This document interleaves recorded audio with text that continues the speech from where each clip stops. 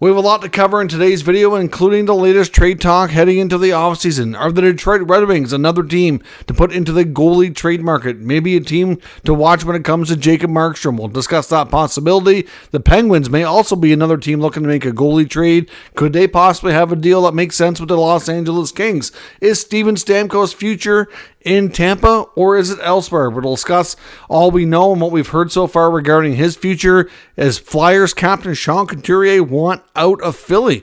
Some new updates on that situation that could suggest that might be the case. Lots of updates around the playoffs, including Austin Matthews missing the big game against the Bruins tonight as the Leafs face elimination. Lots of other injury updates, some signings, and more coming up next. Well, welcome back to another video here at Top Shelf Hockey. As I mentioned, we have lots to talk about, lots to cover here in this video. Let's start first with the Stanley Cup playoffs and the big update around the NHL in that sense. We got another team eliminated last night. The Panthers beat the Lightning in convincing fashion to take that series 4-1.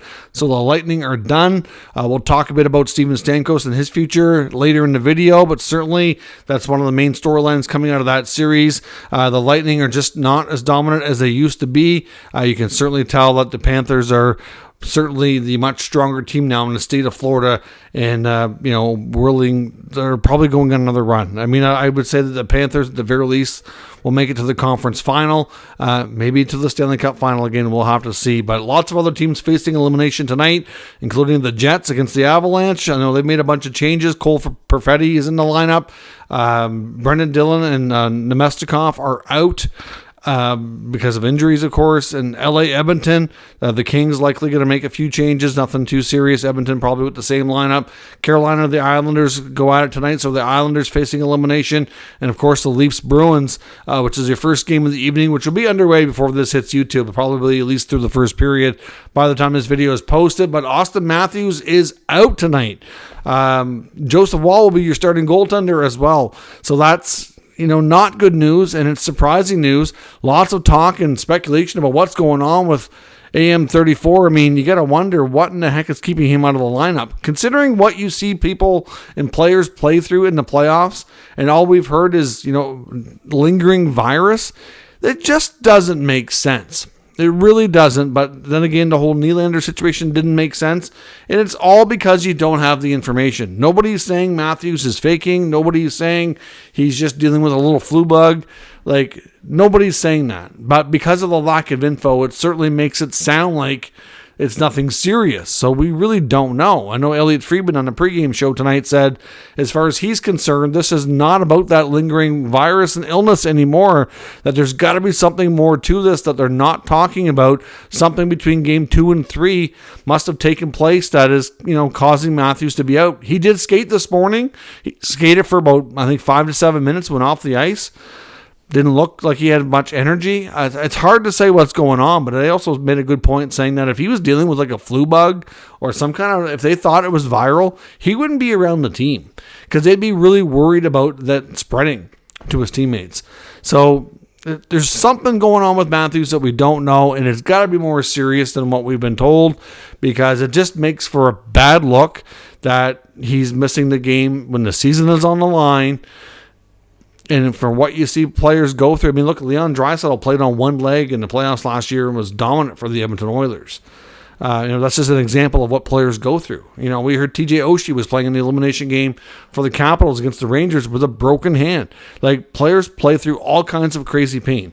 So to miss that important of a game when you're struggling already in the playoffs, it's got to be pretty serious, right? You'd think. So we probably won't know anything more about it until the playoffs are done for them and they can actually talk about things and, have a different approach. So we'll see. But some interesting developments there. The Calder finalists were revealed today by the NHL. No big surprise. Connor Bedard leads the way from Chicago. Brock Faber from Minnesota and Luke Hughes from New Jersey are your 3 finalists. I think Bedard likely wins. Faber's probably a close second. But if you look at the data that Luke Hughes put up, he's not that far off the mark from Brock Faber. But I know Faber probably played, I think, more minutes and stuff. So we'll see. But at the end of the day, I think this is Bedard's award to lose. I'd be surprised if one of the D-men beat him out. But they certainly deserve lots of recognition and respect for their strong seasons. As I mentioned yesterday, there's some talk and concern, speculation over the future of TJ Oshie. He did speak to the media today. Didn't convince me at all that he's going to play next year, but then again, he is a Warrior and he can't completely rule it out. But he did say for him to play next year that he needs to have some sort of guarantee from his medical team that his back can be fixed, because he's been dealing with a lot of ongoing back issues. I don't know if he'll need a surgery. I don't know what they can figure out, but he said being in and out of the lineup, so making it challenging for the coaches to put together lineups, and obviously for the younger guys that are trying to get spots and they're going up and down to the minors. It's not ideal, and he recognizes it's not great for the team. So, he'd like to play. He said he'd have a really tough time coming to grips that he could be done. But at the same time, he needs to get his back fixed, and it's hard to say. I would right now be more likely than not that he doesn't play next year, but you never know. He's certainly going to do everything he can to be healthy enough, but it's debatable at this point for sure. Ottawa Senators defenseman Thomas Chabot, according to Bruce Garriock, is expected to have wrist surgery sometime here very shortly. Apparently this is an ongoing issue, been bothering him all season. We knew there's been an injury this year that he's been dealing with off and on, and he missed a couple of stretches for it. Apparently it even bothered him to some extent last year. So it's looking like a surgical procedure will correct it. He'll have a 2 to 3 month recovery, which is good because that won't be interfering with training camp, and because it's a wrist injury, he can still keep up with a lot of cardio and other types of training, so it shouldn't really set back his summer training a whole lot. So good news on that front, I guess, but it certainly prevents him from going to the World Championships, which we had already knew that likely wasn't happening anyway, but now we can say for certain that it won't be. We found out today that the New Jersey Devils have signed prospect Shane Bowers to a 2-year, 2-way contract extension as well. He's been in the organization for a couple of years. He's been traded a couple of times already in his young career, but certainly he got a little bit of NHL time this year, and they'll extend him on a 2-way contract, but he'll mostly be a minor leaguer with an option for call-up. The St. Louis Blues today made a couple of signings that they announced, including Marcus Silfgaard, who's a 25-year-old undrafted winger from the SHL, so he'll be joining the Blues next year. Then they also signed Samuel Johansson as well, who was originally a 2026 round pick of the Blue Jackets. Never signed, though. He's a right-shot defenseman, also in the SHL. So the Blues today signed a couple of, I guess you could say, mature-aged Swedish prospects. So they'll be coming over to North America to see if they can make the team next year. So good, some interesting names, I guess. We'll see. I don't know a lot about these players, so hard to say if they'll be, being full-time NHLers. Maybe their call-up option. Difficult to say, but a couple of names to watch when training camps roll around. As I mentioned, there's also lots of speculation in the coaching world. There's lots of rumors running rampant about potential more changes coming. One of them's around Pittsburgh and Mike Sullivan. Now, we got word today through the Pittsburgh beat writers. They got word from Pittsburgh management and Kyle Dubas that there's been no permission given for Sullivan to speak to anybody, but there's this rumor about Sullivan to New Jersey. Of course, we know he's very close with Tom Fitzgerald, and that they are, have an interim coach in Travis Green. They like Green, but it's not 100% given that he gets the full-time gig there. And obviously, a guy like Sullivan, his experience in Stanley Cups, I think he'd be a hot commodity if he does get out of Pittsburgh anytime soon here. But again, he does have a longer-term contract.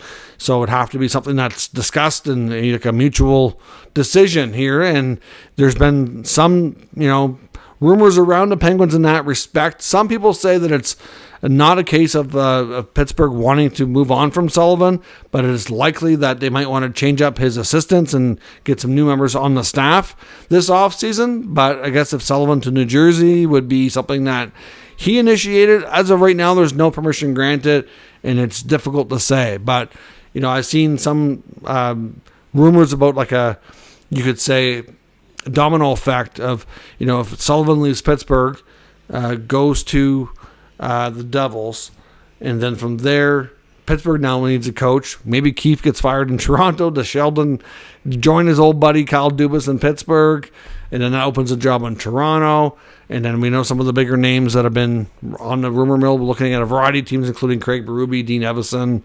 etc. So, it could be like a whole domino effect of coaching changes. So we'll see where that goes. And after the first round is done, we get an idea if any more changes are coming. Not going to say a change in Pittsburgh won't happen, but we can't really say with any certainty that it will. So it's difficult to say. Now in Philly, there's a couple of big rumors around the Flyers today. The Flyers, apparently when it comes to Matvei Michkov, there is some talk out of Russia that he might be able to get out of his KHL contract a little bit earlier than expected. And maybe it won't be 3 years that he makes the Flyers wait to join in North America and join the team. But his KHL club apparently seems open to letting him go sooner. But we don't know how much sooner. It's at the very least going to be another year. But like I said, maybe instead of it being 3 years, maybe it's only 2. Could it be 1? We don't know. I believe they were quoted saying they had a good working relationship with Flyers management, and they were going to try to work something out. But of course, that's still a long ways from a decision. So I guess good news is that the Flyers may not have to wait as long for Michkov as they originally thought. But there is some speculation that their captain, Sean Couturier, may want out of Philly. Now, he's got a long-term contract. He's battled a lot of health issues. This was one of his best years recently of, being healthy for a majority of it and, having a decent campaign in that respect. But he's got a lot of term and money left owed to him on that contract. But considering how long he's signed for, we got word today that he's changed agents. And he's now repped by the top agent in the game, Pat Brisson. Now, why would you change agents if you're nowhere near needing a contract? The only other reason is you want them to help talk to the team for you to work on a trade.